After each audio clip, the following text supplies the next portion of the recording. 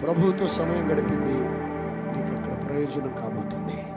ఇక్కడ కూడా నీ తరువాత తరానికి ప్రయోజనం కాబోతుంది. దేవునితో సహవాసం ఉందా? దేవుని ఒక వ్యక్తిగా గ్రహించి ఆయనతో సహవాసం కలిగి జీవిస్తున్నావా? ప్రభువు మనతో మాట్లాడుతున్నారు.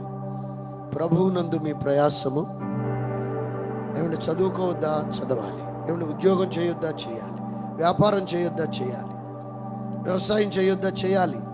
అయితే నీ ఇంటెన్షన్ ఏమవ్వాలంటే, ఈ నా చదువు నా ప్రభువు చిత్తము చేయటం కొరకు, ఈ నా ఉద్యోగ ప్రయత్నం ఉద్యోగం నా ప్రభువు కోసం, ఈ నా వ్యాపార ప్రయత్నం వ్యాపారం నా ప్రభువు కోసం,